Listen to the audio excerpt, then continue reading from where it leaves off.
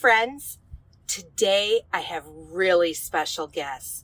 I have a wonderful married couple who has experienced some hardships medically.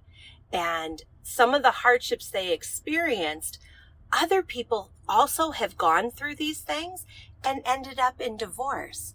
And our video today is going to share with you the love and the joy that can happen when you just stick together, and see what's on the other side. And I have with us today Susan and Bob. And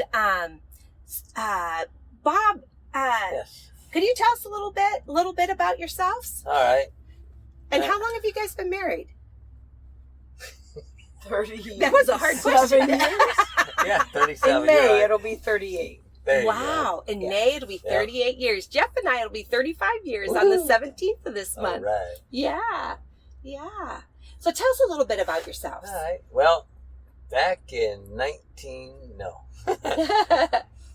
2000, I have to have help with this one, but 2005, I had a stroke. And it took my whole left side out. And it's kind of scary because the way it started was I had the stroke on a bicycle trip of all things. And we're also called the Brew Bikers. Okay. And so we'll get into that in a minute. But I had a stroke on a GOBA, which is a Great Ohio Bicycle Adventure, right? There we go. And we were riding that day, and it was probably, 2 days in that we were riding, and some weird things started happening. And you noticed it before I did, because a lady had a flat tire, and I was usually the bike mechanic of the group. And so And you were only like 40-something? 43. 43. He was yes. only 43 years old, you guys. Wow. Yeah. And fit because you're bike Absolutely. riders. We'll celebrate 20 years of his stroke this summer in June. Yeah. Wow. Didn't seem that long ago, because, I still deal with it every day. My left side's the weak side, and Okay. I've got to exercise that every day. So we were riding along, and it started with a friend of ours having a flat. And so I got off the bike to fix her flat. You tell the story because it's kind of blurry to me. Well, I asked him later. He was just standing there. And I said, "What are you doing?" "Fix her tire." And then later he told me, he goes, "I couldn't remember what to do."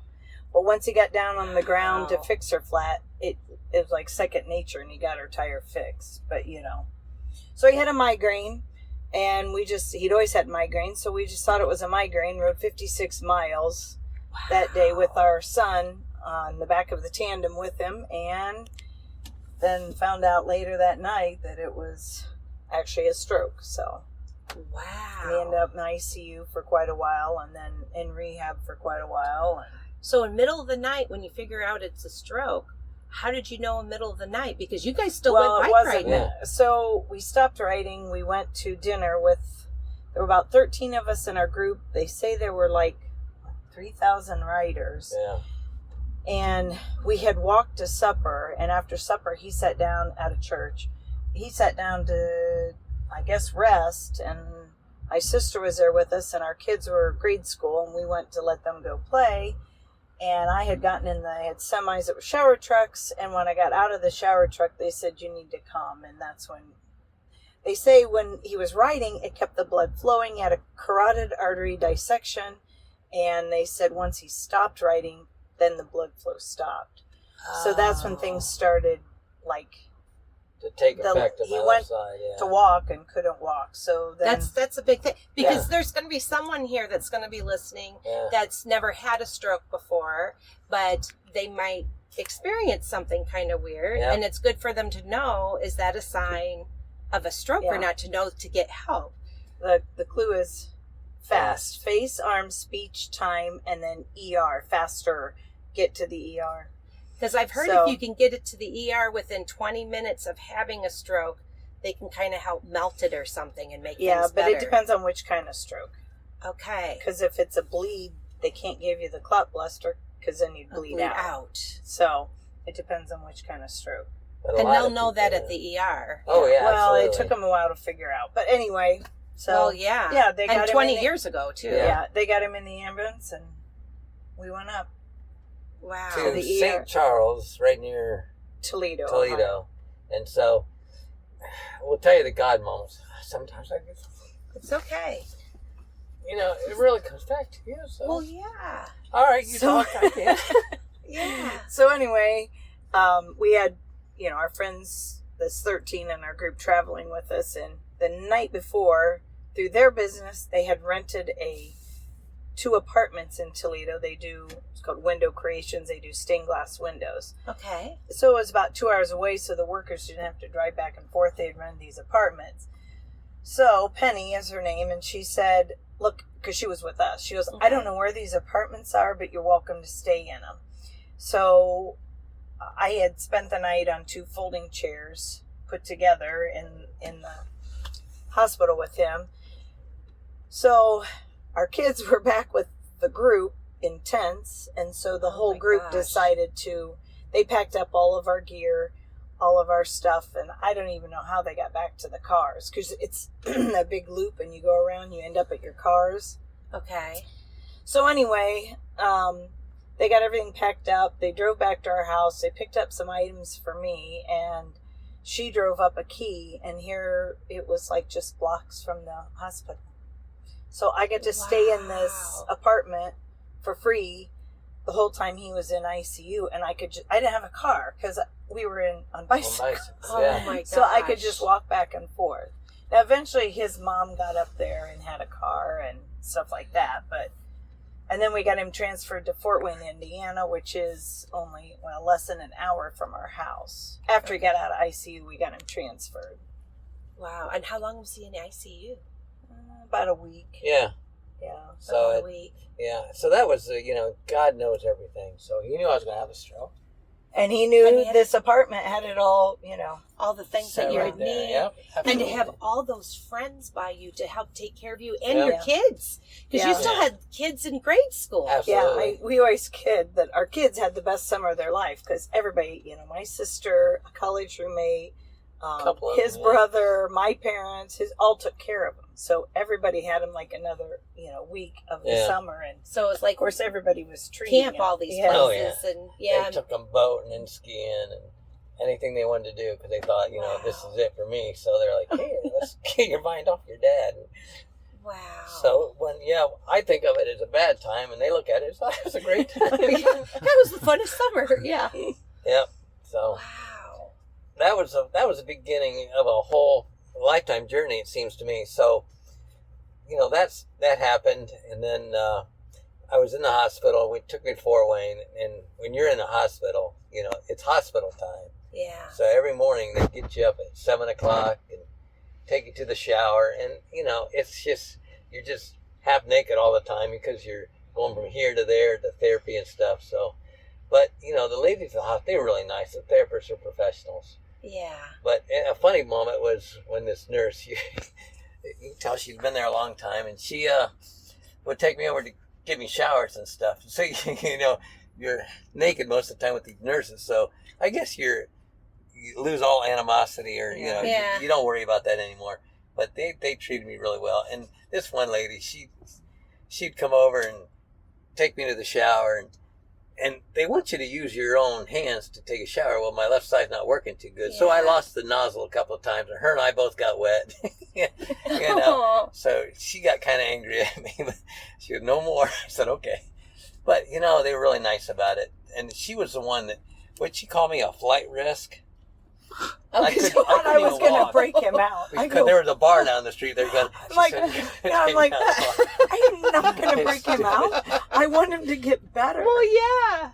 So after, I don't know, I was in there a few weeks, and then they let you go out and on your own time. She'd get me in a car because I could transfer, and then she had to learn how to use the wheelchair and everything because I wasn't walking, and so she had to learn how to get me up over curbs and stuff. So yeah, she's. Because when you were down, you were out. Completely out. So it was more than just the one arm that didn't work. Yeah. You had to relearn how to walk again. Well, you don't think about stroke. It's half your. He had to learn to eat again, walk again. He had to learn life again. Yeah. So our daughter had just finished 3rd grade. She was in going into 4th grade. And so he also lost numbers, so math facts. So they would do flashcards with each other to try to get. How old was Leah? going into 4th grade. So 4, 5, 6, 7, 8, what, 9, about 9. So you got your little daughter across the table telling you when you're wrong. Oh my gosh. And so you start learning your math again. I ate till I got sick on the floor was a stupid thing you have to learn. So 8 times 8 is 64. Right. So she's reminding me. And I'm like, but I'm the engineer. You're the daughter. So you were an engineer before for Motorola, yep. Oh, so that had to be so hard because you were so smart.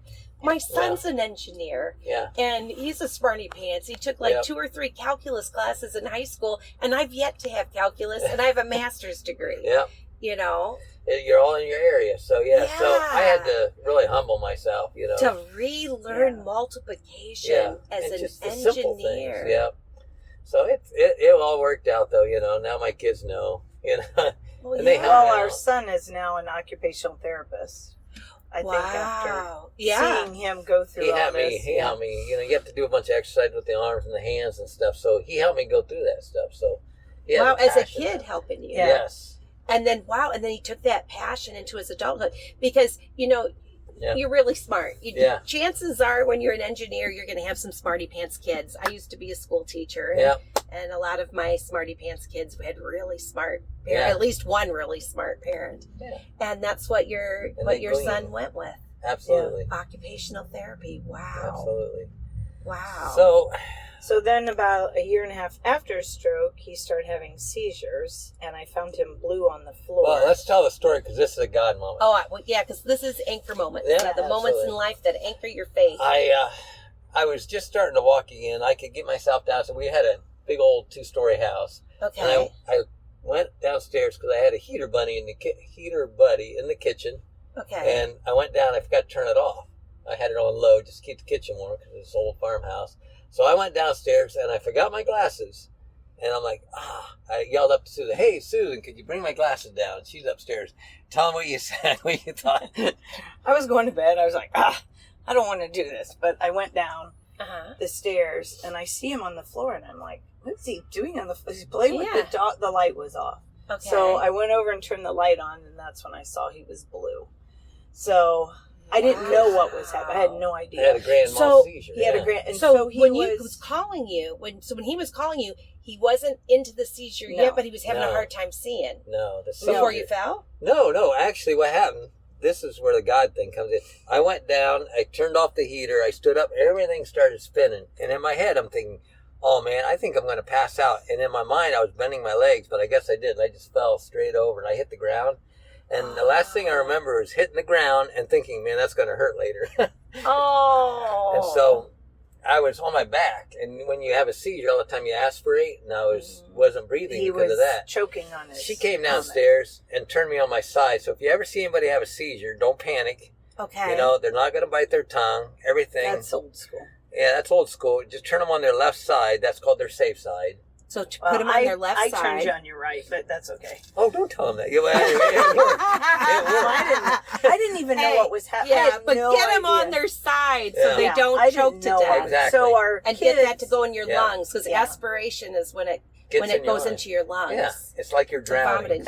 We can laugh now, but it wasn't funny. But our kids came down and our daughter is yelling, "Dad's dead." And I remember, we can laugh now, but I remember yelling, "He's not dead yet." Yeah, she's shaking me and slapping me around. I rolled him over. So then, but I didn't know. I mean, then he started because this is his first seizure. Yeah. And, if you don't know what to do with seizures and it's happened, that's scary. Yep. Just even that part of your story right there could save somebody who's watching this video now because they might run across a family member that's seizing out of nowhere. I mean, you're still in your 40s. You're in a restaurant, and but to put him on his side, and left side is the best. Right's better than nothing, but left side's the best. Exactly. Okay. Exactly. But that's not the first time. I saved her once. I got to tell the story. Okay. We were married. We were first married, and I got a mobile home because I couldn't see putting all that money into an apartment, and it actually worked out that I moved it from one town to another. Okay. I know, make the long story short, too late. So anyway, we're getting ready for church, and she's over at the sink eating her favorite M&Ms. Plain. Putting them in there. Not even peanut. Yep. And she turns around and looks at me, and she can't talk. And she's like, I said, "Are you serious? You're not serious. You're playing with me." When, there's no sound, I'm going like this because So, there's no, we've all done the Heimlich maneuver. Being with Motorola, you learn CPR and the Heimlich. So I said, okay. I turn her around, and it does work. I did a little poof like this right below her sternum. Nothing happened. I said, okay, this one's for all the glory. And I really, gave her a real fast jerk. And that thing flew out, almost went through the kitchen window. Yeah. Yeah. And then So he goes, it works. "You weren't kidding." Well, yeah. Yeah, and that is how that works. It works very good. I've done that one time before too. I Good. was at a camp in Spain. Wow. And I was 21 years old, and someone was eating French bread. And she Ooh. was talking to me while she was eating French bread, and all of a sudden she couldn't talk, and then there is no sound, No. zero sound. No. And I was looking at her, and she's kind of went like this, Yeah. and I'm like, okay, and I flipped her over, and I just went. And I was just a little 110-pound thing back then. I was a little thing, but boom, went like that. And that bread just went flying out of her mouth. Good job. It's just amazing how that works. works. Yeah. So, so if you're out here, if you've never taken a first aid class and a CPR class, please do so. You're supposed to do it like every 3 years to remember how to do your stuff. But you never know whose life you might save. It comes back real quick. Oh, so. yeah. When you need an emergency, you don't even think. You just... boom, and away So it goes. we balanced each other out. I saved her once, she saved me once. There you go. But it's gonna come again. Oh yeah. All right, so we're in the hospital. Where do you want to start? I don't know what else. Oh, well. So So he had a so God basically moment he he wants had to to talk relearn to eat, and they're telling me he won't walk, he won't do anything. So Yeah. he's learned he water skied once, Yep. snow skied many times. I mean, it took years. I mean, it's taken many, many, many years, but that's what we'd say, don't give up. Yeah. And on we haven't talked about this, have we? We rode our bicycles across the United States after a stroke on trikes, 4,000 miles, stayed in a tiny tent, and we had a sign that said biking across U.S. for stroke and bladder cancer awareness. So that's what he would tell people is don't give up. Absolutely, yeah. Just because you've had a stroke we did it differently. We never thought we'd do it on trikes, but Yeah. we made it happen. What was it? Yeah. 15 years later. And Wow. when the seizures started, you wouldn't believe how many medicines they put you on. So, and they start you on seizure medicines. And what seizure medicines do, they make you really tired because they're suppressing the activity of the brain. Mm-hmm. And so this is where things got kind of rough because I got on a couch because I didn't want to do anything. And so she would come in and try to get me up all the time. And this is where the marriages start to fail right there. It's because of this, because I'm a totally different person. So one day I'm married to this guy. The next day he had a total personality change. This I'm married happens to a different lot guy. because your brain's all different now. So things got real serious. I wasn't a joking person. Yeah, he was always the jokester and the funny guy, and all of a sudden you weren't supposed to laugh. I'm like, so. Yeah, it was very serious. The kids, I would get mad, they'd yell and stuff. I say, no, stop. Or they try to joke. I'm like, this isn't joking. I almost died. I mean, it was serious. And So he got Depressed? Oh yeah, Very and they depressed, got Andy Griffith, Laurel Hardy. He goes, I want to the laugh again. stupid movies that the wives don't like, that's what I was watching. Because I knew. He goes, I want to wanted relearn to laugh again. So he told a joke once, and this was several years later, and a friend just looked at me and said, he's joking. and she said, it's like the old Bob's in there trying to get out. I said, yes, he's trying to get back to what he was. So, And it took a while. So he was grumpy for years. Oh, years. Yeah. You were grumpy and Years. depressed for Yep. years of And that. She stuck with me, and this is where, this is my angel. She came in. I got to laugh at because she said, but anyway, it gets to the point where, she's like, who's this guy I'm married to? But, she stuck it out, and things started coming back together again. And here we are. Now we're traveling in our cool embassies and having the time of our lives. And, in the hospital, I got to tell you, I've been a Christian for years. Mm-hmm. And not so serious sometimes serious, just being honest.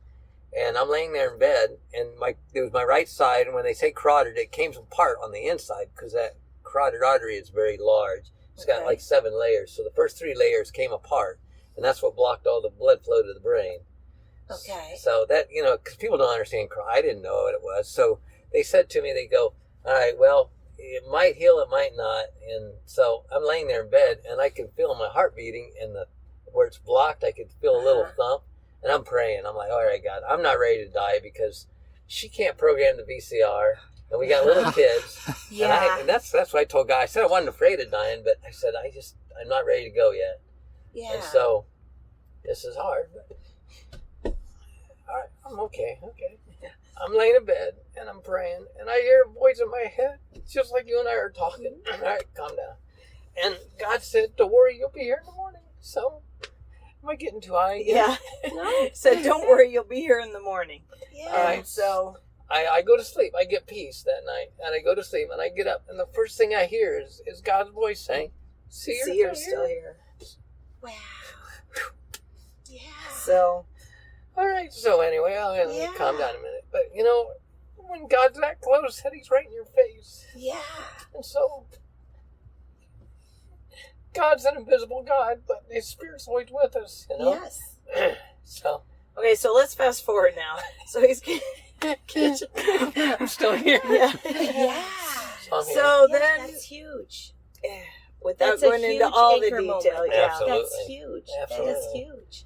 And I believe you Oh, because yeah. I've talked to so many people Yeah. that have experienced different things like that. Yeah. He does that all through our lives, but you got to rest on him and just have peace with him, and then you'll start hearing the voice. I hear it more and more all the time, but sometimes I don't pay attention to it, and then I'm wrong. Just like, Yeah. Okay, so anyway. I got to put this little moment in. It came to mind. We went to Love's, and they have great showers Yeah. for all you travelers, and they have laundromats to go. And so Susan was out getting the van ready, and I went in to check out the restroom and make sure they have a laundromat and the showers. Yeah. So I went into this little dark room, and there weren't any lights on, and there's a stackable washing and drying over here, and then they had a dryer and a washer over here. And on the far machine, I thought I saw a sign on it that said out of order. Okay? I saw that in my mind. So then we go out, we get our laundry, come back in, and I hit the lights on. There's no sign on that first washer that said out of order. And so we put the washing in, she goes, gets her great shower, and it's not working. And I'm thinking, God showed me it was out of order, and I didn't pay attention to it when I think back. Wow. And I should have listened to him. See, there's one of those moments where it's just that little small glimpse of something. But just a glimpse. And it didn't work. Well, the best story is when we went to get the shower, we're standing there, and they said, oh, it's $18 a shower. And so it was trucker. An angel trucker came up and goes, well, here, use my card. So we I got a my free shower free. Oh, that's And I lost my nice. $3 in the washing machine, but that's no big deal, So you were ahead 15. Absolutely. Yeah. You're good at math. You're a teacher, So Third grade. You got to there you know go. that kind of math. That's it. So no, God's already, helping us out, even though I screwed up and didn't see that out of order sign in my mind's eye when we first walked in there. So we Yeah. switched and everything got washed and everything. We even got our free water to fill up our tanks in our embassy. So Awesome. it was a good day. So Okay, that stuff. so- oh, sorry, I went off track, That's didn't okay. I? No, I these do are that all the great. time. Yeah. So we These had are a great. dream to ride our bikes across the U.S. We were going to do it when I retired. Then his stroke happened. We thought it'd never happen. Then he got his first bicycle trike. And at that point he wasn't driving, so he felt like he had freedom again. Because he's like, I can ride. I can go somewhere without me, needing me to take him. So then, that's when, so then he had bladder cancer one year, the next year prostate cancer, and then next year bladder cancer again. So he always says, Yeah, if you okay, pee yeah. red, All you guys and girls, I guess, because we all have bladders. If you ever pee red pop or pee red, go to your urologist right away. Right Right away. away. There Why are you go. looking Right at me? away. Why is that important, Jeff? I know why you're looking at me. Why is it important to go to your doctor right away. Don't go to the doctor on the website and go check it on WebMD. Yeah, I did that too. Yep. If you see any red, Yep. even just teeny bit or Yep. a little rust on there, or even Yeah. a little chunk of something that you're like, Yeah. what the heck is that? Guilty, I've been there, yep. You Thank you, gotta go Bob. to your Yeah. doctor right away. Yes. Yeah, because it happened through over a week. And so, I didn't go right away. And then, I told Susan like the next day, and that's when she goes, that's it, we're going. And I got with the urologist, and it took them several times to find it, but they found it. Yeah. So, keep going here. They, after he had these cancers, I said, we're not waiting till I retire. We're doing this bike trip now. So then we did it over multiple summers. Like, I say, she said, she really said, before you're dead, we're going to take this bike trip. That's right. So we start out. Yeah. And, we watch YouTube, and we like to bike. What's so hard about riding a bike, right? So we fly to the Oregon on the West Coast. We figured, the trade winds west to east would be easier. That's not true. The wind goes all over the place. So we start riding, and we ship our bikes out to Oregon. So we had a sign that said biking across U.S. for stroke and bladder cancer awareness. So we started out as something for us to do as an adventure, and God turned it into a witnessing program, because there's many people that come up to me. I could hardly walk to begin with, but I could ride.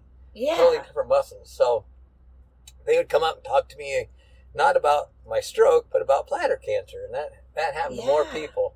Talking about the farmer, we went to this little restaurant, and this farmer came in, started talking to us. It's in Colorado. And then, the big hat. And then he went out to his car, and he came back in, and he gave us money and paid for our meal. Well, the waitress came up and goes, what did he say to you? I'm like, I don't know. I just talked to us.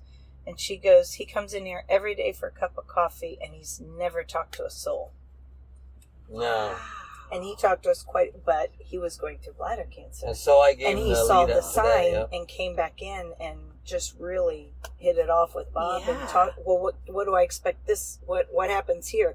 Okay, I've done this. What happens next? And so, Right. But the waitress says, I've never seen him talk to a soul. That was another God wink, Yeah, that because is I was a God able to moment witness there, to him too. a little bit, because he just wanted to make sure, will I be okay? And I said, you'll be fine as long as I catch it early. And I said, and don't be surprised if it happens to come back again, but they can control that right away. They can get rid of that right away. So Yeah, as long as you keep doing your checks. your checkups. Yeah, because Jeff had bladder cancer. That's why I looked this way. And guys, seriously, the first drop, the first That's inkling that this pee does not look right, Yep. or also go to your doctor once a year. You get a free well check on Yep. most insurances. Yep. You get one free thing a year, and it's your well check. And they're going to have you pee in a cup. It's easy. You Yeah. pee in a cup. You put it in the little door in the bathroom That's usually, and then someone, even if your pee is yellow, they'll do a little dipstick thing, and it'll be able to tell if there's some microscopic blood in There you there go. that you can't see. Yep. But Jeff, he peed red, did not tell me, went on the internet and said, well, he'd been working hard in the Yep. yard, and that sometimes if you exercise too hard, you can pee a little blood, Yep. and it's no big whoop. Yep. So Jeff was like, well, I was working hard in Yeah. the yard, Yeah. you know. That's probably all That's it was. logical, yeah. He took a picture of it because he knew it was Wow. weird. He knew it was weird enough. He took a picture of it. Did So he it was tell date me? stamped. No, and it was date stamped. It was May 5th. Oh, you're on it. Yeah, and it was May. Listen to that. It was like May 5th. Yeah. Doesn't tell me. My mom's a retired nurse practitioner. Wow. Jeff's always nicknamed me Dr. Mom, Yep. you know, with taking care of the kids medically and Yep. all that stuff. Doesn't tell a soul, doesn't tell his doctor, doesn't tell anyone, but he takes a picture of it. Then we get our van at the end of June, at June of 2023. We drive it home. It's Yeah. wonderful. We're all excited. We waited 18 months to get our embassy RV built because it was during the pandemic. Yep. And then we go camping in November at the Grand Canyon. And then Jeff turns to me and he says, Gina, you need to know Because sometimes we'll pee a couple of times before yeah. there's a flush in the middle of the night. We put a little pee powder on. There you He go. said, if you see a little red in the toilet, it's not you, it's me. And I'm like, what? And I'm going through menopause at the time, my 12 months without bleeding. And I'm like, what? And he's like, yeah, I'm being a little red now. And I'm like, we're going to the doctor. Yeah. And so he tells me Now, this, wait a minute. Let me just interject here for a second. That these are things that can be embarrassing to a person. Yes. And it was embarrassing to Jeff. And even when it is embarrassing... We talk about everything, but he didn't want to go Gina, there. hello. Yes. Even though it is embarrassing, you need to just be able to stop and take care of yourself. Yeah. And let somebody know. Let your doctor know. Yeah. Go in and talk to them. And like they did with me, they sent me to get an ultrasound of my renal system. But very, very first, he hadn't done his well check in a year and a half. Because of the pandemic, because right? of the pandemic and stuff, and he was behind, and it'd been at least a year and a half. He went to the doctor, he was peeing yellow. Yeah. He was peeing yellow when he went to the doctor's visit that week. And after the camp out, and I said, you're going to the doctor right away. And he's like, yeah, I guess I should. Yeah. Even though the pee was yellow in the cup, they could see that there was microscopic blood. Yeah. Sent him to a urologist. There you go. And then right before the doctor came in, the nurse kind of preps you for your cystoscopy. Oh, yeah. And after his prep, and then you have to wait a few minutes before the doctor comes in with the scope, Jeff says, do you want to see my pictures? I'm like, pictures? Yeah. What pictures? And then he shows me, he has pictures on May 5th of a bloody toilet and pictures from the week before. And oh my gosh. It was so hard. And then when the doctor came in and did what did you almost do, Gina? I was going to kill him. I see on the computer screen, you can see what the inside of their bladder looks like. Yeah. And his cancer is huge. Yeah. It is this big, long, Jeff thinks it looked kind of like a chandelier. I thought like a big, long, squiggly snake on the top of his bladder, hanging, and it was huge. And the doctor took one look, said, I don't even have to biopsy that. That's cancer. Wow. And we've got to set you up for surgery. Yeah. And I tell you what, it happened right away. in the beginning, I got home. I'm always usually pretty sweet and kind and very loving. I was the exact opposite. I was furious. Yeah. I was going to kill him. I called my mom, who's a nurse practitioner, and I'm like, I can't believe he didn't tell me. We have free medical advice from you. We could have called you, but first looking on the internet, you would have known. Yeah. Go see your doctor. And I'm like, and now it's grown. Yeah. It would have been smaller in May, and it's growing in there. I might lose him. Yeah. And the important thing is, bladder cancer, it starts out in your bladder. If you catch it early, they can get rid of it. Yeah, and then take care of it. If it goes through the bladder, it goes right into your bones. And so then it's still called bladder cancer, but now you got bone cancer. Mm-hmm. So it's very important to get that done you want to get taken care of right away. But I'm going to give you a God moment. All right. I was going to kill him. I'm serious. I was furious. Better to be... Wait, Gina. I mean, Gina. The windows almost broke. They were like going like this because I was like screaming at him so hard. My advice is it's better to be embarrassed than to be killed by an angry wife. That's right. I mean, the windows are like shaking. I'm like, oh my gosh, you could die because of this. Oh, yeah. You should have told me. You had no excuse. You have a wife who loves you, who would have been kind and helped you. You have a mother-in-law who has all kinds of answers. Call and ask her. Don't go on the internet. Yeah. You could have asked her, or you could have, if you're that embarrassed, you could have made an appointment with Dr. Gannon that week and peed in a cup, and then we could have had this taken care of. I mean, I was so furious. And we usually don't go to bed angry. We made that decision when we got married. Before we got married, someone gave us that advice. Never go to bed angry. And sometimes it'd be 2 or 3 in the morning we might fight, but we'd make up and we'd go to sleep and we'd be fine. And the next day, everything's wonderful. Yeah.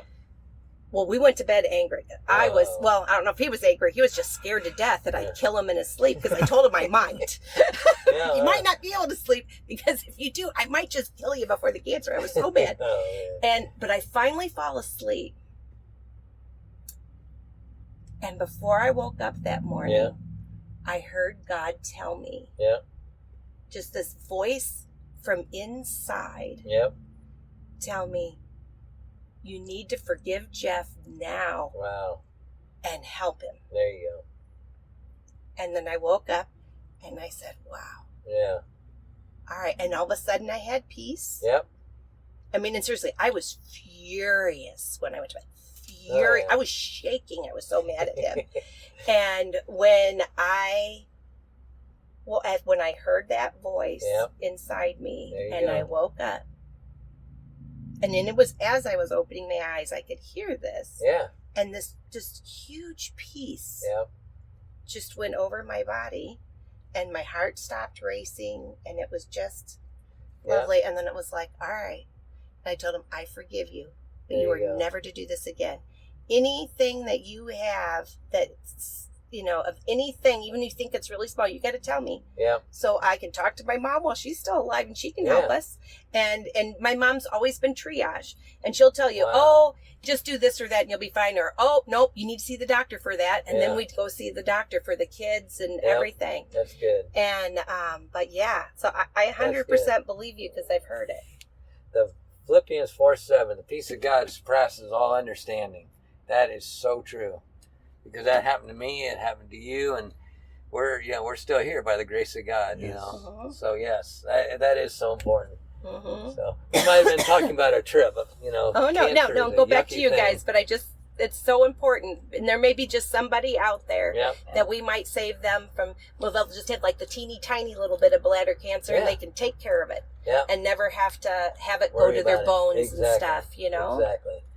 So that's one of those important messages you need to get out once in a while. So I talk to guys about it if they want to know about it. I'm open about it, and you got to kind of make a little joke of it because it is embarrassing. So I just tell people they take the Wonka meter and they go through your willy and they look around at your bladder. That's all it is. And it just takes a minute. It's crazy how fast it is. Yeah. So it's something that every guy should do once in a while. If anything like that comes up, take care of it, and you'll be all right. Yep.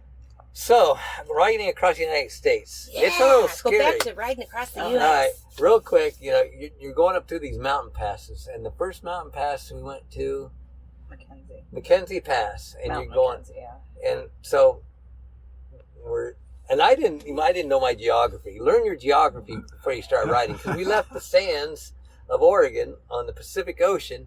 And about an hour later, we're going up these big hills and getting into these mountains. I'm like, this isn't the Rocky Mountains. They're the coastal range. Like, why are we getting mountains already?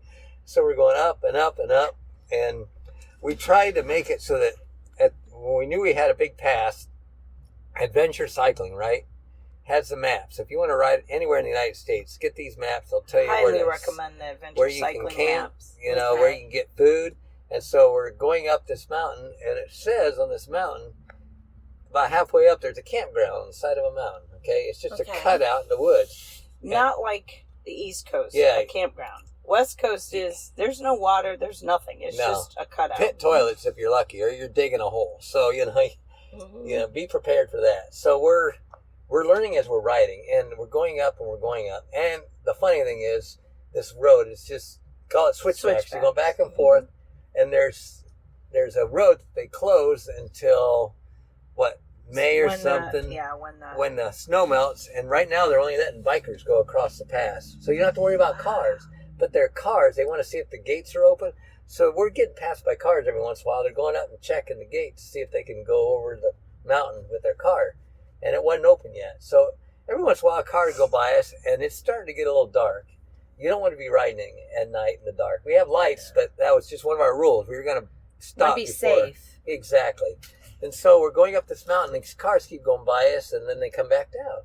Well, it's getting dark, and I'm thinking to myself, okay, if it gets dark, I don't want to be stuck on a mountain at night in the dark, right? Yeah. So we're like, okay, we need to stop a car, all right, and to see if there's right at the gate, see if there's a little campsite right there at the gate. Because it said it on our maps, and we're not sure. And I'm like, if it's getting dark, I'm going to turn around, I'm going to go down the mountain and camp at the base of the mountain and be safe. So I said, let's stop a car. So the next car that goes by us, pretty soon it's coming back down, and we kind of get off our bikes, we flag the car down, and they stop, and there's this guy and his wife in the car. And he rolls down his window, and I said, hey, is there a campground right there at the gate? And they're like, well, I'm not sure, but I think so. And so Susan, being the teacher, gets off her bike, and a little bit of the teacher voice comes out. And she goes, no, I don't want to think so. I want to know if there's a campground at this gate. And the guy's like, well, I don't know. The wife leans over and goes, yes, there's a campground there. You roll up the window real quick, and off they go. I think she scared him a little bit. And that teacher voice came out. So, that's our funny moment. But so we get up there. And so, yes, there was a campground, but it was just cleared out in the woods. Yeah, and one of our friends who was following us goes, you didn't just sleep there. I'm like, where else would we sleep? Yeah. I mean, that was it. It's There's just only a couple other campsites there, and we ran out of water going up this mountain. No. And there's and me thinking, there'll be water at the campsite. No, not out west. Camps out. You pack in, you pack out, pretty much is what they do. Wow. So once again, we pray, and lo and behold, here comes this truck, a pickup truck, and it comes up. A lot of people will camp there for the night and then hike up the rest of the way to the summit, and that's just something they do. So he asks us, hey, what do you need? And we're like, water. He goes, hey, I've got all this bottled water. He starts giving us water. Wow. So God we didn't knew even have water to brush our teeth. Yeah, so God knew. So you prayed and water that came. happened many times. Yeah, all you do is just talk to God, just like we're talking here. Say, Lord, I need this, and He hears you. In Kansas, we ran out of water, and this guy pulls over, and he goes, do you guys need anything? I said, water, and he goes, I just bought all this water, and I didn't know why. So that was our angel. Yeah, there it is again. Yeah, that's a big time anchor moment right there. So another guy, I thought he was a ranger. We're going up a mountain pass. And I said, hey, he goes, do you guys need anything? I said, are you a ranger? And he goes, no, hey, dude. I just got this at a thrift store because he had a shirt on. It said ranger. And he had all this bottled water. I mean, like, not like it was fresh, but in the back of his pickup. And I said, well, do you have any bananas? And he gave us 2 big bundles of bananas. Yeah. Wow, and who carries 2 big bundles of bananas? I had but a you guy, needed it. Yes. I had a guy at a traffic light once. We didn't normally go through busy areas, but every once in a while you did. And he leans out the car, because we're down low, because we're on trikes. And he goes, I'm a cyclist. And he plops a whole thing of bananas on my lap, and the light changes, and he goes. That happened all the time. Wow. God but just give you the bananas. Yeah. He knew we needed, Wow. Well, you need that potassium. Oh, yeah. Because if you run out of sodium and potassium, you're screwed. As well as water. Yeah. And most of the time you'll lose your heart. Yeah. Absolutely. Remote places, and there's this beautiful log cabin with a long porch. I love front porches. I'm like, I'd love to sit on that porch. God heard riding prayer. by, and all of a sudden we hear, hey. Well, they were up at the end here unloading their groceries. They go, do you want to come up here and sit on the porch? So we went up. Yeah. Wow. How often does that happen? And so seriously. Fresh watermelon, and it was, we sat there for over an hour talking to her. And then we told her a little bit about our story. Well, she just went through cancer. So it was really a God moment because I prayed for her and then she prayed for me. Yeah, absolutely. God put us together. God puts kindred spirits together all the time, all the way across. Yeah. People would just show up or offer us food or pay for meals. And so, it was funny, me and, we follow the stuff on TV all the time. We go up to the locals, anywhere you're at, and I'm like, what are you guys afraid of? And they'll tell you if there's bears, cougars, mountain lions. What do we need to watch out for? Yeah, and so the one guy came up to me and goes, 2-leggeds. Okay, 2-leggeds, what? 2-legged animals, like what, Sasquatch? He starts laughing. He goes, no, people. People will steal your money. Animals will just steal your food. So they're not afraid of animals. But this one mountain, that McKinley Pass, the first one, there's bears and mountain lions on this mountain. And we're camping out with just this little fabric. Somehow that fabric made you feel safe. So I'm praying. I said, God, what do I pray for? And God tells me, pray for all 4 corners of the campground or campus where you're at. I go, 4 corners? He goes, yeah, I told my angels are set at 4 corners of the world, and the world's round. So I don't understand, but I just prayed for those 4 corners. I did that all the way across. Never got bothered by anybody or any animals, except one time we had a coon that wanted to get our burley. And we have our burley was just a little trailer. Yeah, it's like a 3x2 trailer. Yeah. And we had our food and tent in that, and that's what we pulled behind our bikes. And so he tried to get into it. She had the teacher ears, man. When teachers have eyes in the back of their head and their ears are remarkable, she could hear things at night that I couldn't. And so there was a coon one night, and it was she goes, I got to see what it is. And she opens the He didn't care what's out there. I had to know what was out there. Because the only thing we carried was bear spray and a boat horn, an air horn, and that scares dogs away and people away if you hit them right, you know.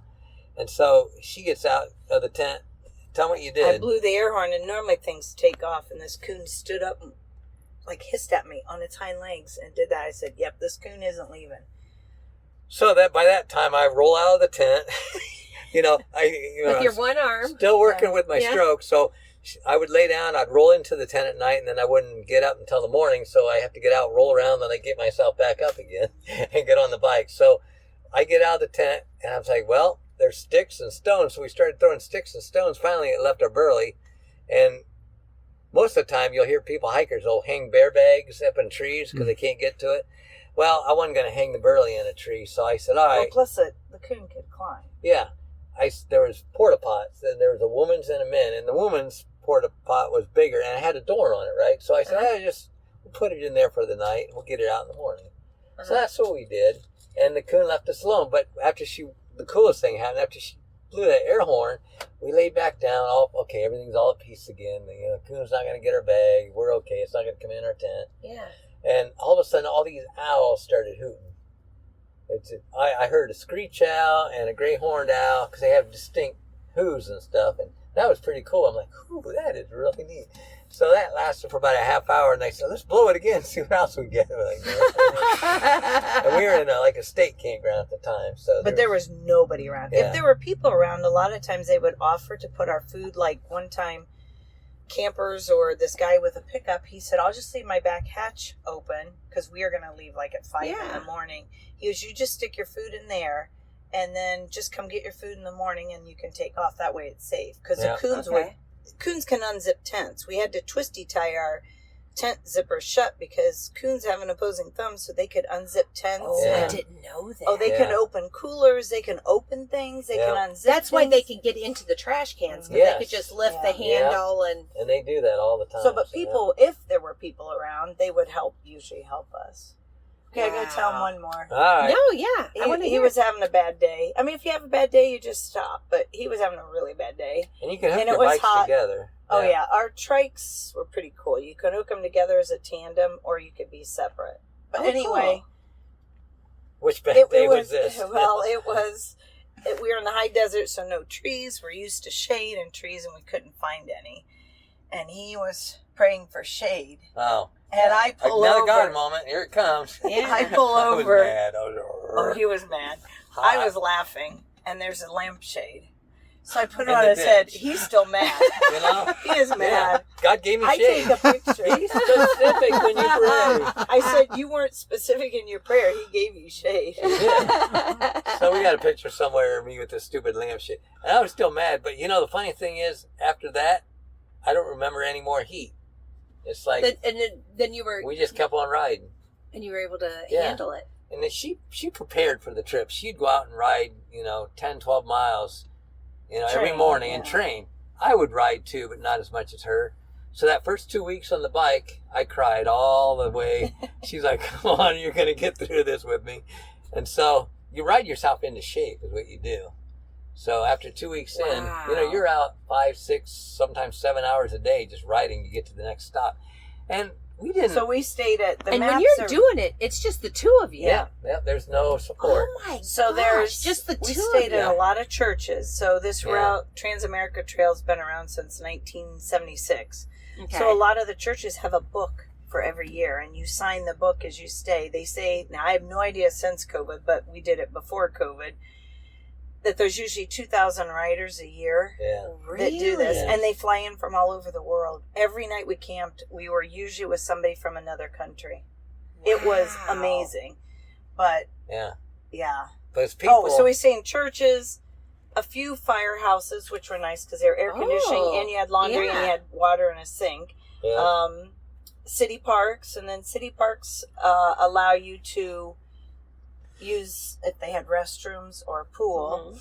And like one city park we got to, there were it said to call the police. So we called and said we were there for the night.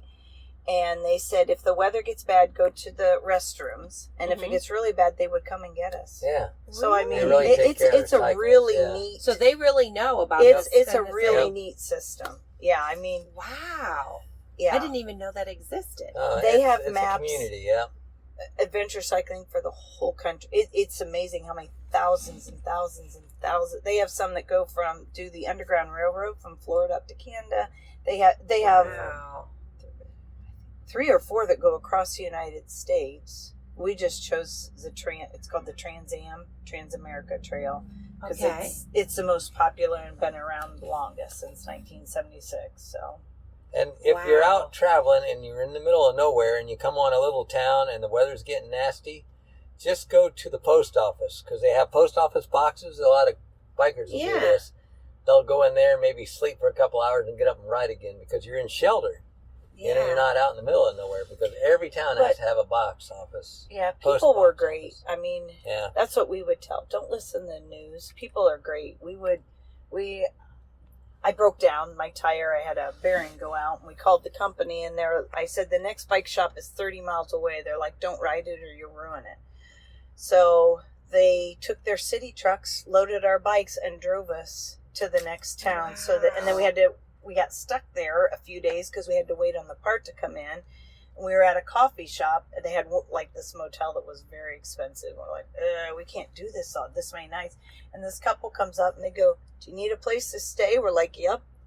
And it was just, there they go. They took us in for the next few days. So, at their house. At their house. Put us in their extra bedroom. There's a thing called, you know what Boondockers Welcome is? Yes, Boondockers. Yes. So Warm Showers is all over the world, and it's for bikers, cyclists. Yeah, we do. Warm Showers is what they call it. Yeah. And the Boondockers Welcome, that's something that's a special part of Harvest Host. Yeah. It's like you can do Harvest surfing. Host regular, where you stay like in museum parking lots and wineries, breweries. Yeah, you've done some golf course. Farms. Yeah. Oh gosh, I love Harvest House. Yeah. And then it has a little sister thing that you can do with it. That's Boondockers Welcome, and you can stay in somebody's driveway. Yeah, we call it driveway surfing. Driveway surfing. Yeah, it's a safe place. But so for bicyclists, they call it warm showers because they can come in and take a shower, do their laundry. We usually let them stay in our house, or they can stay in their tent because outside. They get ratings. You can look at their ratings. It's kind of like, it's an app. So and you're safe. And we usually feed them too. So we've had people, we live in a tiny town, and we've had people from all over the world stay in our house. A girl from Switzerland came through one time, and all she wanted was fruits. We went out and bought a bunch of salad and fruit. Made her day. We had 3 guys from South Korea come, and we have a guy that is circumferencing, is that how you say it? The United States until he's 81? Yeah. Anyway, he's been to our house 3 times now. And he's got a standing order. When he comes, he calls me and says, hey, I'm at your house. So I remotely open the garage door. He goes in, he does his laundry, does dishes, or whatever. He takes care of it. And he is it vegetarian or vegan? So I always have a bunch of vegetables for him. Yeah. Okay.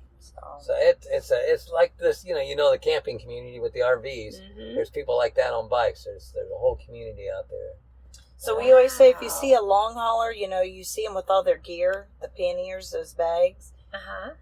Stop and see if they need. We carry Gatorade and water with us, and we always stop. That's right. And I'm thinking about bananas. Bananas? Because and I need to tell, I am a banana snob. I like my bananas yellow. Yeah. Where it's mostly yellow. Yep. And it can even have a few little brown polka dots. But I don't like green bananas. Yeah. And it can't, and so if it's like a little bit green, but mostly yellow, I'll buy it. But I know I'm not going to eat it for about 3 days. Let it sit on my counter. There you go. But whenever I go and there's like a bunch of yellow bananas at the grocery store and they're already like yellow and beautiful and they're not brown, no brown spots yet, but like yellow, and I know they're going to be perfect for me for about 3 days, I go buy some extra. There you go. Because you never know. Maybe someone homeless or something could use a banana. Absolutely. And just hand them a banana. I never thought about that. So we're at the store. God works in mysterious ways.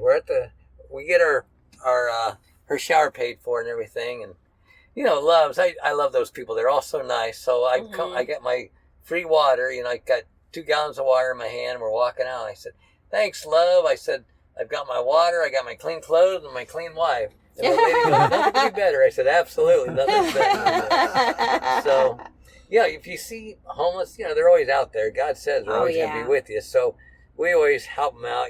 Give them food.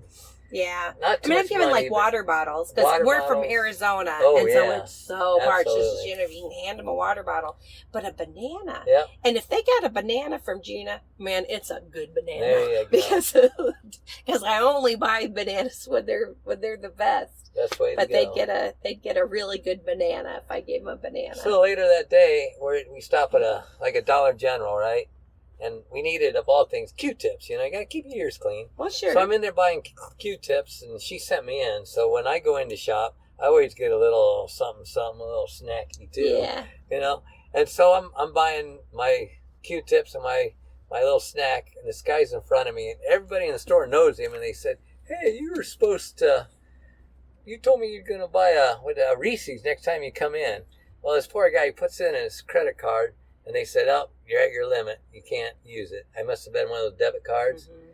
And I felt sorry for him. I said, "Man, no, he's not." I said, "Here, buy my stuff and his stuff." He didn't have a whole lot, but it didn't matter. Yeah. But, you're just paying it forward. Exactly. And, that's another God moment. God said, "Here, help this guy out." You help him out. And he was just so happy. You'd think it was Christmas time. I'm like, it's okay, Get your stuff and just have a blessed day. He goes, "Oh, thank you. Bless you back." And just people are so happy. Just do good for someone. Absolutely. So that happens all the time to us, And, people pay for us, and I just pay it forward all the time. Absolutely. That's the way to go. It's nothing to go through a McDonald's and you pay for the person behind you. People do it at Christmas time, but I have a feeling every once in a while. But I always look back, make sure they don't have 12 kids. That's kind of selfish, Yeah. But if God puts it on your heart, just do it. You're a servant, and that's how I look at life. We're just a servant as long as we're here. Absolutely. So I told you about the four corners. We're hitting all the highlights. There's a whole bunch in between. So we're going to start writing this down, and then you can help us with the writing of our book. So and we'll get you published. There you go. So we talked a little bit about that. So it's all good. Yeah, go out and live life, guys. Live it to the fullest. God put us here for a reason. So and something that was really on my heart, where I was like, there was no way I was going to not do a video with these two. Yeah. But we did a video 2 days before Jeff's second bladder cancer surgery, the successful surgery. There you go. But 2 days beforehand, it was really scary because the first surgery didn't work. Yep. My grandpa died at the age of 54 from bladder cancer, and he battled it for a long time before it finally killed him. Yeah. So I knew how serious bladder cancer can be. And I was really scared. Yeah. I love Jeff. Mm-hmm. He is the light of my life. He's just... I hear he's a good guy. He's a good guy. Yeah. He's my best friend. There He's really... I just can't imagine life without him. Exactly. And a week before his surgery, I have type 2 diabetes, and I wear a glucose monitor, Freestyle Libre, that has an alarm that'll go off if my sugar is too low or too high. Yeah. And I've never had it go off for too high, but boy, when it goes off and it's too low, I mean, it sounds like a fire alarm's going off. And so it'll wake you up. I don't know. It's just so loud and my heart races, so I'm not sure. Yeah. I really couldn't tell you, because when it's happened to me is only when I'm sleeping. Now, I get false alarms. Okay. So where if you sleep on your side that has it, and you push onto it too much, it's called a false compression alarm, and it'll go off because it'll make it like I had a big blood sugar drop, but it's false. Oh, okay. But it's the phone, Gina. Huh? The phone is what makes the noise. Yeah, it's the phone that. Okay. But it talks to your phone. So it's talking to my phone right now, telling me what my blood sugar is, and I can check, and it'll show me the last 24 hours of what my blood sugar's doing. Well, a week before Jeff's cancer surgery, I hadn't started taking Manjaro yet. Okay. And so I was 40 pounds heavier and a type 2 diabetic, and I was thinking, I've got to, I'm always trying to lose weight or whatever, and I was like, I've really got to take care of myself. And so I had a small breakfast, a small lunch, and an early small dinner. And before I went to bed, I was so hungry. I was like really hungry, and I thought, no, I'm not gonna eat anything. I just got to get used to being starving. I'm gonna I'm going to be fat forever. I've just got to get used to the feeling of being starving and I'll live, and I go to sleep. Yeah. Well, in the middle of the night, I had a true blood sugar low. Wow. Where not only did it send off the alarm, because I'll wait a couple of minutes, because if it's a compression one, it'll go back up naturally without having to eat something. Mm-hmm. And when you're already chubby, you don't want to eat in the middle of the night, you're like, and go back to sleep. That's just pure adding more fat to me, So I wait like 2 or 3 minutes to see if it'll go down, and but it's still giving me that reading, and the arrow's going straight down. So then I did a finger, and I hate finger pricks. I very seldom do, but I did the finger prick, and son of a gun, I truly had a low blood sugar. Wow. So Jeff, brought me, I always have Fairlife chocolate milk, and so I drank some Fairlife chocolate milk, and then it brought my blood sugar back, and then we went back to sleep. Well, and then I thought about it, and I thought, okay, God, if Jeff dies during his surgery, because sometimes people die in surgery because he doesn't have a lot of surgery. Maybe he's allergic to the anesthesia or something. I mean, you just don't know. And I know there's a possibility I'm going to lose him. Yeah. And so I'm thinking about it, and I'm like, I wouldn't commit suicide because that'd be terrible. And my kids are all grown now. I think what I'll do, and I was planning my exit strategy. I'll just not eat dinner. I won't starve myself to death. I'll have breakfast and lunch. Yeah. I think I'm just going to stop eating dinner if Jeff dies. And then and I'm not going to wear my sugar sensor anymore. And I'm not going to take my diabetes medications anymore. And I just won't eat dinner. And then one night, I'll just walk into heaven. I'll be with Jeff again. So I was planning my exit strategy without doing suicide, but like, how could I just naturally go? And so that was kind of my plan. And my friend Kitty called me to invite me over for coffee, because I usually go over to her house at Christmas time. She decorates everything. Wow. And she's going to be 90 in May. So she's just this cute little old lady. Yeah.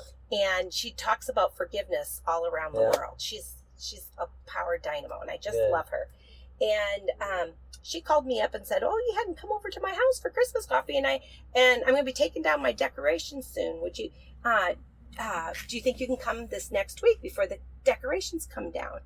And I tell her about Jeff's bladder cancer, because she didn't know. And I confessed to her my plan if he dies. And she said, "Wow." What? She said, "There's something I want to tell you." And I said, "Okay." And she gave me the best advice. And she's been a widow for about 20 years and been married to her husband 40 some years. And her advice was so life-changing. And I asked her, "Could you please do this with me on an Anchor Moments RV video?" Yeah. And she said, "Sure." Yeah. And the title of the video is "In Sickness and in Health, to Death Do You Part," or something like that. And the advice was just outstanding. And then I knew I've got to take care of even if Jeff leaves before me, I've got to take care of myself, because God's not done with me yet. Yeah. And there's still somebody else that I need to help and be there for my kids and stuff. So I knew I couldn't do my exit strategy, and she gave me like incredible advice. And I'm not even going to do it justice. So I'll put that video at the end, on the end screen, so you can click it and watch it. But it's absolutely fantastic. Before people get married, they give you advice. Don't go to bed angry. Yeah. When you raise kids, be a united front. Be a united front. Yeah, yeah. And things like that That's were a good really one, yeah. great advice. And we took that advice. But no one talked to us about in sickness and health.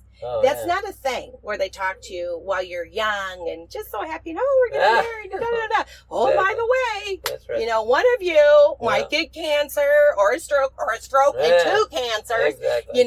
and what's the other one going to do? Yeah. How are they going to handle that? And it's not going to be easy, because they might go from being happy-go-lucky and telling jokes to mean and grumpy all the time. Yeah. How are you going to deal with that? And the extra work. You're upstairs. You're tired. You're exhausted. And then he's saying, "Hey, can you come downstairs and give me my glasses?" And it's like, I want to go to sleep, Yeah. I mean, it's exhausting. Mhm. How do you do that and go from, what does in sickness and in health truly mean? Till death do you part. Yeah. And so Kitty had some great advice that you can watch at the end, but I want to hear you guys' advice. So someone out there right now, either the wife or the husband, is crazy sick, possibly terminal, but some of it, you look, you could have been terminal how many times, and you're here. And do you have cancer anymore? Nope. And you were telling us all these medications you take. Oh, yeah. And what happened with that? Yeah, that was 20 or more medications, and I was to the point where she was just angry at me because I didn't move. You lay there on the couch all day and you don't get up. We had chickens that we had to take care of. Tell them what you did. Took care of everything. I don't know. Well, no, she'd get mad at me and just. I would say, can you get up and do something? Because she just lay there. She's exhausted. Yes. And so she stuck with it. But, there's a couple of times you tell them you had doubts. Well, I would just cry. I'm like, this is, this isn't the life that it's hard. we got married for. So, Yeah. Lots of prayer, man. I tell you what, our anchor was Jesus, man. She would go to her Christian friends and stuff, and she'd talk, and she stuck with it. And here I am. God brought us back, closer than ever. So yeah, sometimes at first I'd call her a pib. What's PIB stand for? Not the drink, pain in the butt. That was just my pet thing. You're a pib. So we say that to each other when we don't do something for each other. You're just a pib. But that's and we still have those little arguments and stuff. But at the end of the day, you're right. That's the best advice. Don't go to bed angry. So the best part's making up.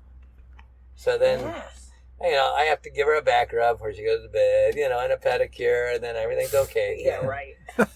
Even with my one hand, I'm getting pretty good at it. It's all good. It's all good, isn't it? So no. I'm just glad that his joking is back. Yeah. Because that was the hardest part.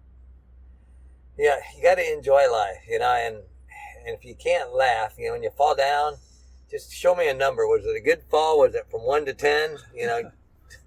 Don't go, ooh, I'll get back up again. And that happens, we fall down all the time. Well, we were up in Wisconsin last year. In Oshkosh. And I was riding a motorized, electric scooter. Because sometimes I get tired walking, so I just jump on that and go. And a guy about hit me coming out of a drive-through. And I jiggled around him and swerved around him, but then I lost control and I broke my collarbone. And you can still see the hump if you look real close. I'm not going to take off my shirt. That's when girls faint. So I don't do that anymore. But actually, it's the Bob 2.0 now, because now when I roll up my hose, I can put it between my neck and this hump and it doesn't fall off my shoulder. I can just pull it through and drain the hose and roll it up. So there's a good to everything. Yeah. Just keep going, no matter what happens. But the kid drove off. Yeah. Saw him and then drove off. That's the sad part about it. Yeah. But a good Samaritan nurse drove right up and said, "Oh my gosh, are you okay?" Yeah. I said, "Well, my shoulder feels kind of funny and there's this hump on my shoulder now." She goes, "Yeah, that ain't right." Oh. So we ended up going to the hospital and getting an x-ray. Canceling our Alaska trip. And if you're not medical, the doctor comes in and she says, "Well, you broke your clavicle." I'm like, "Oh, not my clavicle. What's my clavicle?" "Your collarbone." "Oh, okay." Everyone breaks their collarbone now and then, it seems. So. But because it's his affected side, I can do everything I used to do before, so there's no use getting a surgery on it. So I said, forget the surgery. I'm okay. I can still lift my arm up. And now you can put your hose there, and it holds it. Absolutely. So it's a nice little hook. Yeah, so if you're a traveler, don't break your collarbone to get what I got, but, we'll come up with something you can put in your shoulder to roll up your hose with, so it's all good. There you go. But live life to its fullest, and just give God the glory when it's time, that's it. If you're a Christian, just make sure you see those little God moments in your life, and you'll always get it back no matter what you do. So just go out there and be a servant for God. And you're really a testament. You got your guy back. Absolutely. I mean, it's a little different because he doesn't do things with one arm, but he's got his humor back. Yeah. Is this the Bob that you married? Yeah, pretty much. The one that we're talking to right now? Close? Pretty close. Pretty close. Wow. You still have those down days. That's when you got your helpmate, and that's when God calls it your helpmate in the Bible. That's exactly what she is. When I can't do something, she's my left arm. And so her and I have worked together, and she's learned to use power tools. Oh, she's powerful at those things. She can use a jigsaw, a power saw, a drill. She knows. Because we used to remodel houses too, you know. Okay. So she can do all that now. Sometimes I get frustrated. Oh, you're not doing it just right, you know, and I have to. So wait a minute, look at me, you know, do the teacher thing. But, you know, it works out. It always works out. And it ends up beautiful at the end of the day. So. Yeah. And chainsaw. I've got down. Oh, yeah. Wow. Just don't stand around her when she's got that I've chainsaw. roofed. Yeah. Yeah. Wow, and you've roofed too. Mm-hmm. Wow, very cool. I got to train you up, Gina. Yeah. I'm like, shoot, I am so far behind. Yeah. No, I am so far behind. Good. Life is good. Yeah. You know, I like those Life is Good shirts. I don't have one I on. do like those Life is Good shirts. Those are great. And spokeswoman. Yeah. Here you are. She's a spokeswoman. My mom bought me this. Yeah. I love that. And I didn't get to go to the game for Ohio State, so her sister and her husband went. Not to the game. They went to the parade. Yeah, they went to the parade. They didn't get tickets for the game, but yeah, I got a shirt. Woo! Yeah, all right. All right. But yeah, so the advice is to stick it out. Absolutely. Because it could get better. Stay with it. Yep. Hang in there. You know, my dad told me this once. My mom has having a lot of problems, and I, as a kid and stuff, you get mad with your dad at your mom, and he goes, "Bob, I married her for better or for worse." So he's a hero. For better or for worse. Yep. In sickness and in health. He goes, "I Till promise, death do you Mom, part." that I promise, your mother that, and we're doing it." And you know what? She got through it.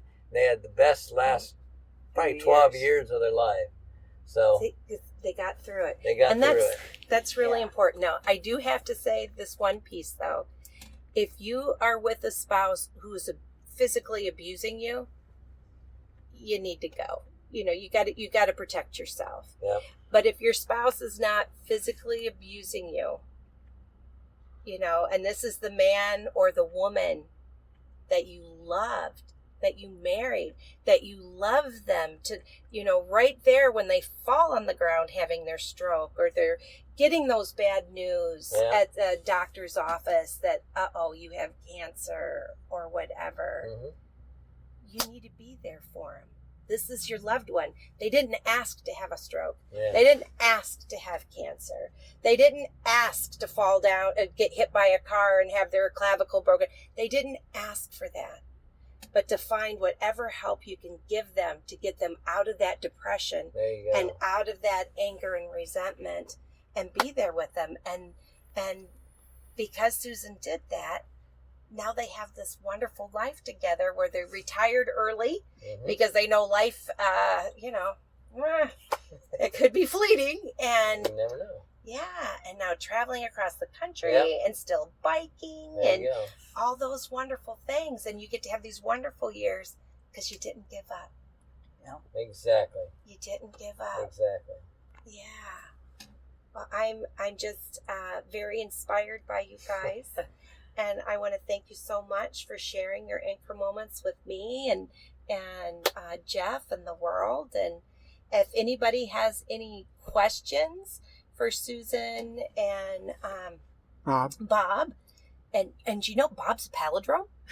Yes. Didn't someone give you that as a shirt? Yeah, he's gonna wear that shirt. Yeah. Forwards and backwards is Bob. And forwards and backwards it's Bob. Unless you go sideways, then it comes out Ababab. There you go. That's what I tell people. Yeah, but please put it in the comments, and hopefully every now and again they'll reach out in the comments and answer anybody's questions. If you guys wouldn't mind doing that sometimes, just when we'll let you know when the video goes live, because Jeff's gonna put this together for us to make sure the sound quality's good and whatever. But really appreciate you guys sharing your anchor moments and showing that love is worth it. Absolutely. Love is worth it. Stay with it. It gets better. It always gets better. And if Jesus isn't your Lord and Savior, just talk to him like we're talking to each other, just asking God, help me out, come into my life. And he does it just like that. Next thing you know, you start hearing his voice. Sometimes it's this little quiet voice, but you'll know it when he talks to you. And he shows you things too. That's the coolest thing. He's an invisible God, but he's very physical with us on earth. Yeah. And sometimes it's in little things where you don't hear the sounds, because I've only heard the sounds twice. Yeah. You know, we're like, wow, that was weird. Yeah. But a lot of times it's in like little things. Yeah. When we started taping today, it was 11/11. Yeah. And I'd like to share one 11/11 story with you. Okay. So when Jeff was having he had his first cancer surgery that failed, and he needed that second cancer surgery, but it wasn't Christmas yet. And it's Christmas time, and I'd been very scared and off kilter. And I decided one day I was going to make Christmas cookies. Oh. And I make these special Christmas cookies that my Italian grandmother used to make called Tadals. And I was in the kitchen, and I turned on Christmas music full blast. There you go. So it was loud, and I was home alone, and I was dancing in my kitchen and singing Christmas songs and painting my cookies and putting the sprinkles on and just having a wonderful time. And I was feeling joy again for the first time in a couple of weeks, where I was in the moment and just feeling some joy. And then later that day, I looked over we have a mantle clock that Jeff's grandfather made. Wow. He was a clock maker. Wow. And it's a beautiful clock. And it needs a battery every couple of years. It needs a battery. And I looked over at that clock, and it should have been around 5:30 or so. Yeah. But that clock stopped at 11:11. That's pretty cool. And that's when I was making my Christmas cookies. Oh, nice. And I really feel that God let Jeff's parents visit me while I was in the kitchen making the cookies. You know, that either Jeff's parents or Jesus himself, I don't know, but was there and stopped the clock at 11:11 so I would know I wasn't alone. There you go. And I won't let Jeff put another battery in it. So that clock. Yeah, so now I can't look at that clock to know what time it is. 11:11 in our living room. It's always 11:11. But the rest of the clocks work, and he can fix those. But that one, I'm like, no, because what are the odds? Yeah. What are the odds in a 2-year time? And I don't know when we change the battery last. Yeah. But I know about every couple of years it stops, and we have to put batteries in it. But to stop at 11:11 while I'm singing Christmas songs, there's no time in heaven, so it's always 11:11. There you go. Yeah. Excellent stuff. I like that. I'm going to take that. I'm going to use that. I'm going to use that, Bob. Good. Bob says it's always 11:11 in heaven. That's right. And I had that little piece of heaven and joy. So that was my mom's. One more thing on our bike trip. Yeah. You talk to people, and they invite you to their houses and stuff, and you always say a quick prayer in your head, and God would give me a physical sign. I'd see a red flag. If I didn't see any flags, it was okay. But I'd see a red flag to stay. And that happens so many, even now traveling. We'll get into a place where we're going to stay the night, and he'll show me a red flag, so we just move on. Because it's on wheels. We just drive off. So. Okay. And the red flag's good or bad? That's bad. Red flags are bad. Red flags are bad. So when you see the red flag, you know, nope, keep going. While I'm talking to people, I didn't see a red flag on you. See, you're good. I'd be so sad if you did. No, there's people that come up and talk to you, and and they might have something nefarious that they're trying to do or say it. I'll see a red flag before they even start talking. Wow. It's just one of those mind things. You just see it in your mind real quick, and just like that washing machine that was down. When I looked at it first time, I had a out of order sign, but then when I turned on the lights with Susan, it didn't have it. I should have listened to God. He was showing me then, and so that happens. As a Christian, God gives you signs all the time. You just got to be patient. You got to be patient and have your eyes open. Absolutely. For it, Look for that. Exactly. So, but no, that's all good. So, hey, this was good. Yeah. And so we're still working on that book. People have said with all the stupid stuff that we went through, and good stuff, write a book. And I've always I'm not a good writer, and I speak kind of stupid sometimes. So, here's my teacher, I think we'll start putting it down on paper. You've inspired me. Start writing it down. Well, I travel with, sorry, it's a little bit messy behind here, so please don't mind the mess. But I travel, I only take about 3 or 4 books with me when I go on a big long trip, because I know I just wouldn't be able to afford to keep giving them all away, but I always carry just just a couple Yep. that I know God puts on my heart who should receive my book. Oh. But I'd like to give you a copy of it today, a free copy. That'd be great. Wow, we haven't closed this in so long. And I've got it in here. In the storage area. Oh, by the way, while she's finding that, Yeah. I don't know if Gina mentioned, 11 was my mom's favorite number. Oh, wow. Because of the big things that happened in her life related to, like, that happened on the 11th. Wow. She had 4 boys in a row. Wow. And then she wanted a girl, and my sister was born on September 11th. Wow. And her different anniversaries of things were all on the 11th, and so it was just her favorite number, and it was like God giving my mom a wink when something would happen at like awesome. 11:11. The 11th. That's good.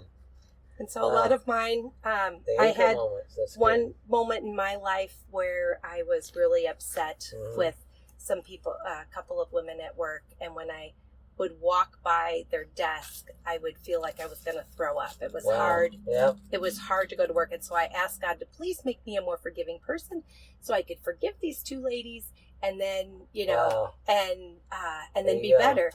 And he fixed that like really fast. Yeah.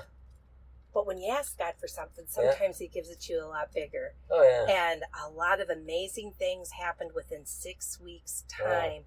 Wow. And by the time that 6 weeks was over, I truly understood how to forgive people, how to forgive myself, and how to ask for forgiveness with a 6-step apology, which I had learned at the end of it. So anyway, I'd like to give you a copy of my book.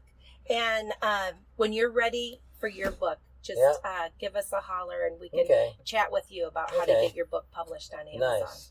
Cool. Okay. There's the first step. Hey, let me see. All right, here we go. Let's take a look. Sometimes the hand doesn't work. Uh-oh. Whoa, gotta have a I'm going to sign autograph in there. I'm going to sign it special personal. To you guys. I got to make it personal. I appreciate that. All right, and if anyone else wants a book, you can go to Amazon.com. I think it's /shop/anchor moments, and you'll be able to see, you'll be able to find my book there.